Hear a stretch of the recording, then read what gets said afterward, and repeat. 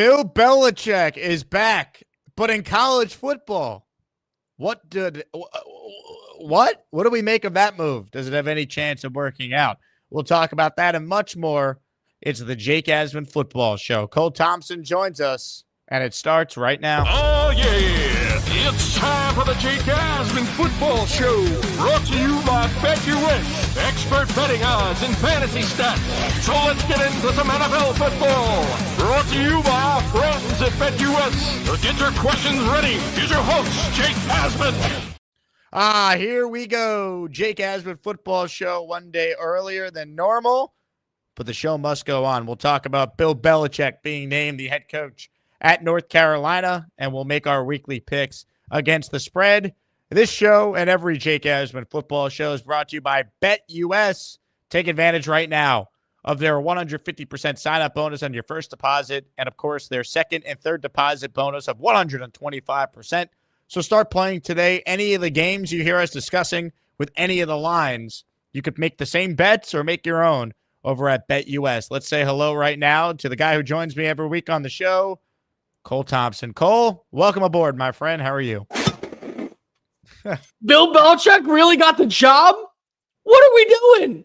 What is going on in the world? Why does everyone hate me? How are we doing, buddy?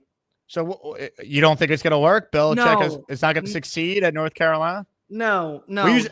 Before we get to that, how did we get here? Are you surprised Belichick is opting to go to college rather than wait till this upcoming hiring cycle in the NFL to see if he can get a job there?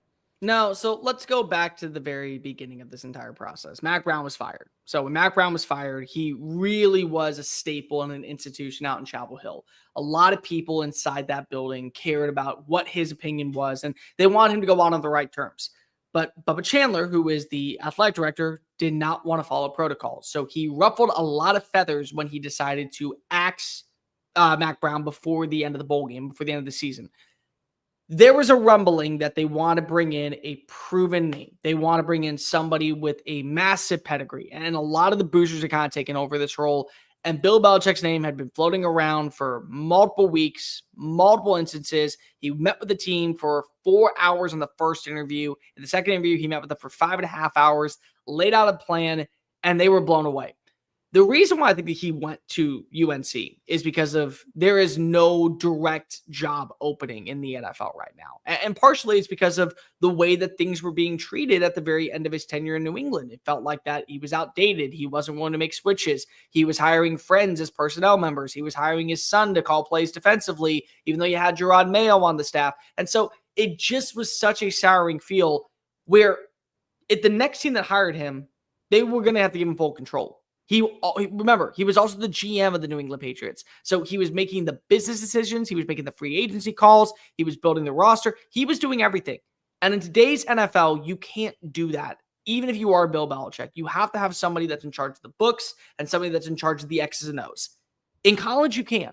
And I think that Bill saw this as an opportunity to get back to him being the power-hungry guy that is going to be able to make the final say on every single little detail inside of a building, and they're going to give him the trust. He's getting $10 million per season. It's a 3-year, $30 million deal with 2 extra years that can be opted in or opted out at the end, 5-year total contract. And he's going to be able to have a say on what goes on with the personnel decisions. Michael Lombardi from VSiN, a friend of ours, just became the GM of the squad. Not a friend of mine, but continue. Okay, yeah, a friend of ours. Let's just throw that out there. Yeah, friend as much as possible. Noted Jet hater, Michael Lombardi. He just became the GM there. That was a decision that was made by Bill because of Bill wanted to bring in somebody that he knew very close. There's already been speculation that Steve Belichick, the defense coordinator for Washington, is going to be leaving very soon to head to Chapel Hill. And so you get the power, you get to get back to coaching, you get to be in the limelight, you get to be probably the second most talked about person in 2025 in college football behind Deion Sanders and how life is going to be without Shadur and Travis Hunter out in Boulder. I think that it's a little bit of a ploy to be able to still be in the game. And really at the end of the day, it's a move that I just can't get behind, Jake. And it's one that I don't think is going to transpire. I think it's going to end up going up in flames.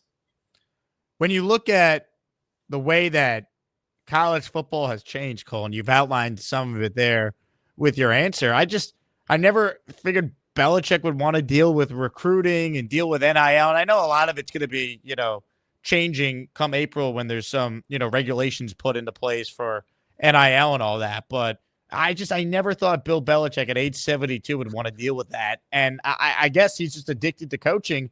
And Cole, I really think it came down to this. I don't believe there would have been an NFL job for him. I think if there was, he would have stuck it out and he would have went back to the NFL. But I don't think he takes this job unless he's for sure recognizing there's a strong chance he'd get shut out again of any NFL head coaching opportunity. Here's a fun synopsis, and I tried to bring this up yesterday when the news officially broke. Do you remember when Urban Meyer went to the Jacksonville Jaguars in 2021 and he said, I'm going to go in the NFL and I'm going to do things my way and I'm going to turn this program around and I'm going to have instant success and I'm going to get a young quarterback. But his attitude, the way that he talked about players, the way that he talked to his coaching staff, it was souring and it lost the locker room. I mean, there was a conversation about him flicking a kicker and then he got kicked off the team because of it. You can talk that way to college players because you want to know why? They're not making as much as you. You're the one in charge. You're the one that has to meet with the media all the time. You don't have to do that when you're in when you're in the NFL. It's a job. It's getting paid, and they're making a decent amount of money. So you can't talk to them any willy-nilly and say how much better you are than they are because of what you did in your past. Nobody cares at the collegiate level. And that's going to be the same thing for Bill Belichick when you flip it. He doesn't like dealing with rookies. Rookies piss him off all the time. You're dealing with not rookies. You're dealing with 17-year-olds, guys that are still trying to figure out what they want for their next meal, let alone where do they plan on playing for the next 4 years. When you're in the NFL, you sign a contract. It's a 4-year deal.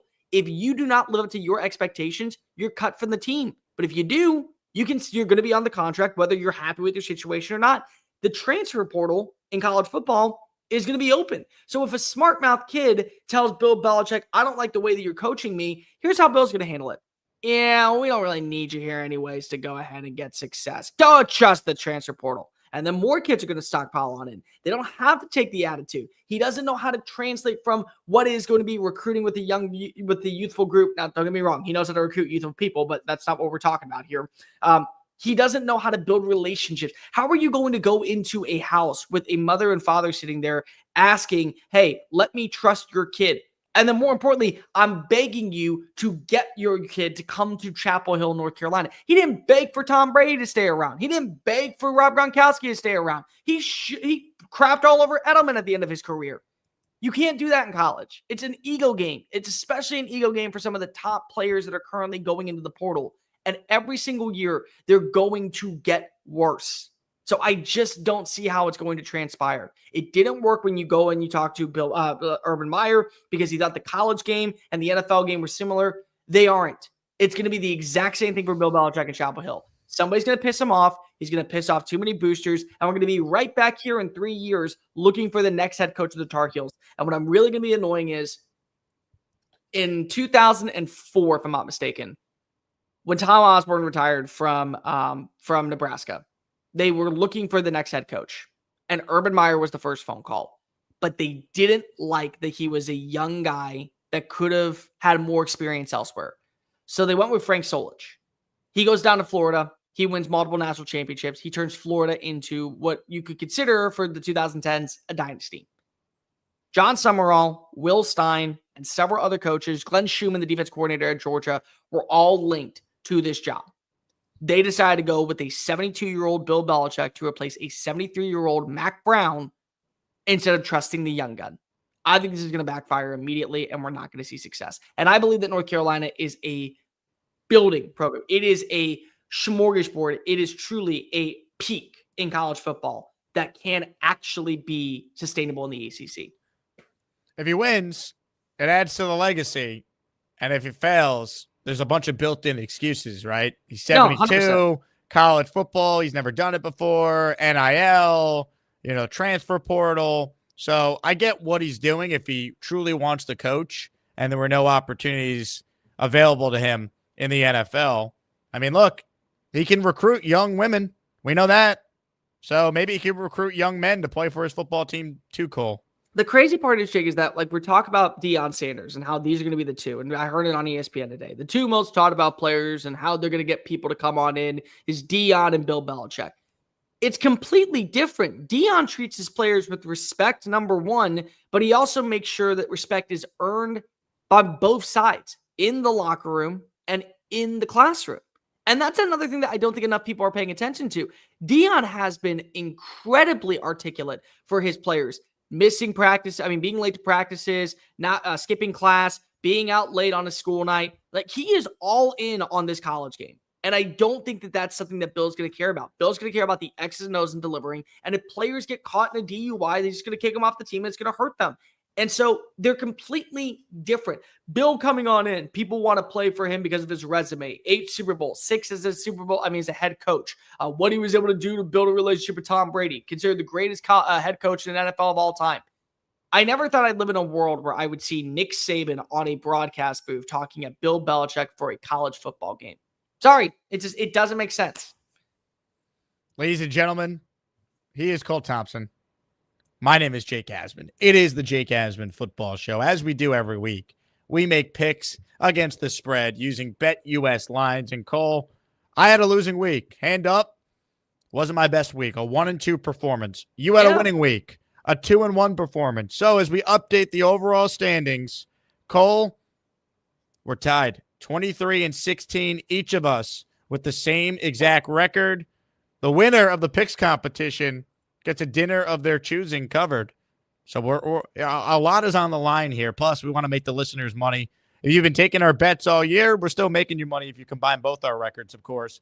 So, Cole, since you won the week last week, you can go first. And since we're doing this on a Thursday, you can pick tonight's game if you want to as part of your 3 picks against the spread. Just out of curiosity, how did I go 2-1 last week? I got a win by myself, and then I got another win, did I, Jake Asman? Cole Thompson won with the Eagles. Cole Thompson won with the head-to-head of the Seattle Seahawks and Arizona Cardinals matchup.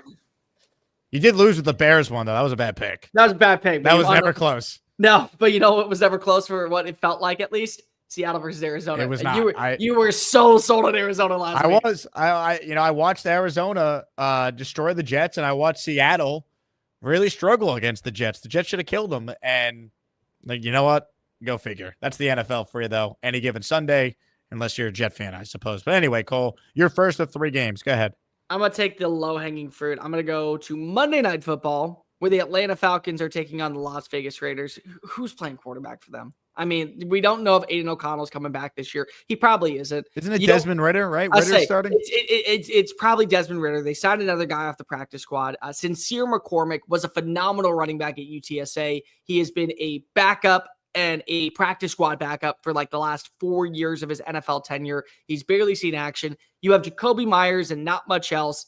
And this is an Atlanta Falcons team that is in win now mode. And they kind of have to be, because of if they were to lose one more game and Tampa Bay was to win one more game, they would hold the tiebreaker going into week 17 before their matchup. And that's a big deal because that's going to claim who gets the division. I really, really did not like the fact that we are having this conversation about Michael Penix Jr. versus Kirk Cousins.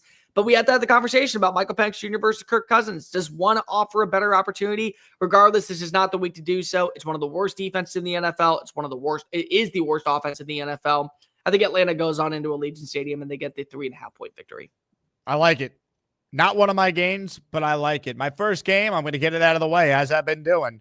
If the Jets are a favorite, I am picking against them, even when they play the disgusting, lowly Mac Jones-led Jacksonville Jaguars. I like the Jags somehow, some way to cover the number. Maybe the Jets win. This might be their last chance to get a win this year.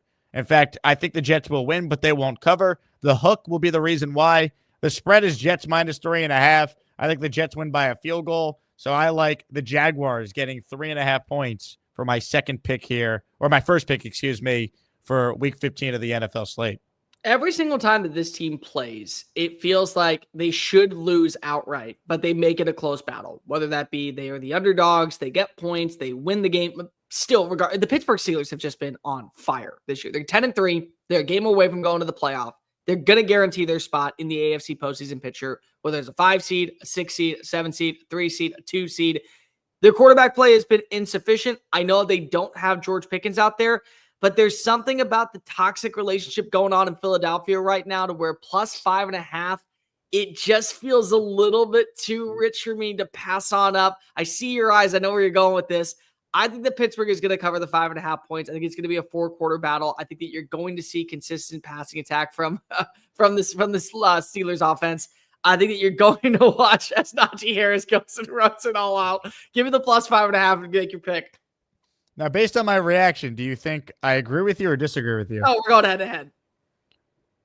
Ladies and gentlemen, family play. I'm on your side, baby. I'm with you. Mike Tomlin as an underdog. Give me the 5.5. The Eagles barely beat the Panthers last week. So no, I agree with you. We are in lockstep here. The Eagles should win by more than a touchdown, but they won't because it's Mike Tomlin, baby. Yeah. Mike Tomlin, underdog. Just watched him on Pat McAfee before we started taping this. I don't know how, but somehow the Eagles are going to be in a tight game. It's been a lot of their season. I like the Steelers getting 5.5 for the same exact reasons you just outlined, Cole. This has been a team that has gotten moral victories. They've been playing close against the Super Bowl champions. They played close against the NFC favorites last week, but they haven't been able to close the gap. The Carolina Panthers need a win just for morale purposes. They're coming back home to US Bank Stadium. They're playing the Dallas Cowboys that might as well just wave the white flag on 2024.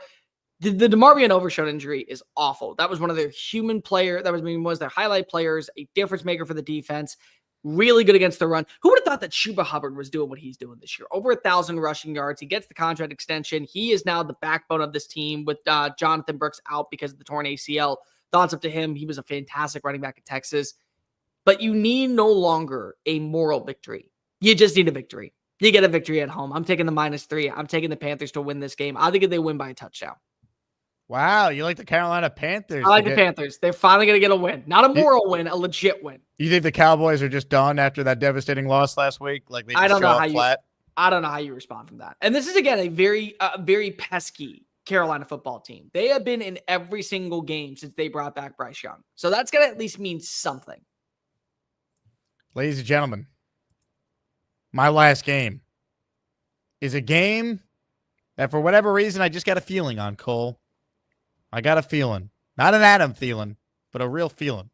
I like the Los Angeles Chargers at home. Ooh. Laying 3 points against the Tampa Bay Buccaneers. I think LA needs the game, trying to strengthen their playoff positioning. They're 8-5. Tampa, I think, is a bit overrated. I don't love them. I think they benefit from playing in a garbage division. So I like the Chargers at home. It's 3. If it was 3.5, I probably would stay away because the hook would scare me. But at 3, I like it. So give me the Chargers at home, winning and covering against Baker Mayfield and the Bucs for my final pick. I do want to ask you, just out of curiosity, what do you think of the line between Baltimore and New York? Pretty insane, right? That was one of the games. I think it's insane. So when you look at the lines this week, or like just the best matchups, like I would say the worst game is either Ravens at Giants or Jets Jaguars. But I think the Ravens Giants game is almost compelling because of how high the number is. Like the fact that the Giants are a home 16-point underdog. Doesn't that just tell you how pathetic they are as a franchise? Like if you're that big of an underdog at home, basically Vegas is saying your team quit. Because every NFL team has talent on it. You should never be a 16-point underdog against anyone at home. That's a historic line right there. The Giants have never been that big of an underdog at home in franchise history. So I don't know. I mean, if I had to make a pick, I probably, just based on the number alone, would have to take the Giants, but I don't feel good about it. I don't feel good about either one. That's the problem. You know what's interesting? That's why I stayed away. I thought about it, but I didn't touch it. So there's an episode of South Park where the cows are playing the Mountain Men, I think is what it is. And it's like Stan and Kenny and all them. And Jimbo is screaming, I need you to cover the spread. I need you to cover the spread. Like, I got money on you guys. And then come to find out the spread was at 48 points and they lost by 47. And because they lost by 47, Jimbo wins. And the entire town starts freaking out. We beat the spread. We beat the spread. Like, that's got to be Giants fans right now seeing that 16.5. Their hope is lost. They're not going to be anywhere. They're trying to get the number 1 pick for Shedeur for Cam Ward, but they find a way to beat the spread. It's like, we're not that bad. We're a shitty franchise, but we're at least somewhat closer than what we expected. Like, that's got to be the feeling, right? I think I understand what you're saying. I think you got it. That works. Hey, we lost the game, but we beat the spread. We'll take that as a win. That's a win at this point. Real quick, Nothing But Nets, our guy Gary down in Fort Worth says, Cole, bring back the college football YouTube channel. So I'm trying to. I'm very busy. And money does not grow on trees. And because money does not grow on trees, I got to do a lot of side projects. However, one of the side projects is I am on YouTube at SEC Unfiltered, which we are currently surpassing nearly 20,000 subscribers. So I do videos there every single day. Transfer portal videos, college football playoff videos. We have live streams 3 times a week. I'm doing my best to get my own channel back. Right now, I'm focusing in on this project while working on other projects because I'm trying to save up for a house to move out of this apartment. Kirsten and the dogs would love to be able to finally say that they have a yard. So we're going to work on it. If we can get money growing, we can get a couple more sponsors. That's awesome. But if you go check out my work at SEC Unfiltered, we talk college football every single day. I got 4 videos dropping today. I got 5 videos dropping tomorrow. I got a couple of live streams going on later this week. So just go ahead and subscribe to at SEC Unfiltered. I promise you, if you love college football content, you love hearing my voice, that's where you're going to see a lot of my work. Ladies and gentlemen, before we wrap, Cole, since we're doing this a day earlier than normal. Oh, yeah. We have a game tonight. Rams at 49ers. Neither one of us is picking this one with our official picks. Niners are a 3-point favorite at home. Any thoughts on this matchup? I like the Niners at home because I feel like everyone's going to be on the Rams after they destroyed Buffalo last week. So I'm going to be fading the public, and I'm going to take San Fran at home. With the -3? I'll lay the 3, yep. You laid the 3?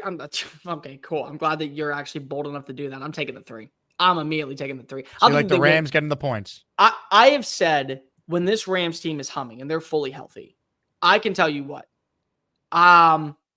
This is a very dynamic. More importantly, this is a very explosive offense that has some solid defensive play. So I think that when you look at the guys they brought on in, whether that be Braden Fisk, whether that be Jared Verse, what they have in the secondary, the only major problem that I have seen so far is they aren't able to run the football the way that I think that they initially envisioned underneath Kyron Williams at the start of the year.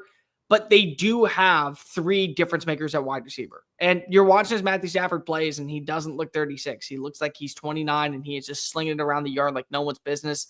I think that plays well to them going to the playoff. They're currently in the 9th seed right now. They're trying to gain a little bit of ground on both Green Bay, Minnesota, and everybody else. And the NFC is a juggernaut of a conference, but I do believe that this is a game to where you're going to watch as Los Angeles kind of makes their claim as, if you put us in the AFC, I'm sorry, we would be probably a top 3 seed. Cole? I guess we'll find out. Ladies and gentlemen, he is Cole Thompson. My name is Jake Asman. Thank you for watching the Jake Asman Football Show presented by BetUS. If you want to wager on the game tonight or any of the games you heard us just discuss, use BetUS as your go-to sportsbook. Once again, 150% sign-up bonus, and then they offer a 125% bonus with your second and third deposits. Cole, you're the best. Enjoy the weekend, my man, and I'll talk to you soon. Hey, thank you so much for having me. And remember, guys, college football is a fantastic location. It's not for Bill Belichick, and especially it's going to fail when you go out to North Carolina. Hate to be that bearer of bad news. Get over it. He's Cole. I'm Jake. Enjoy the weekend, everyone, and we will talk to you next time.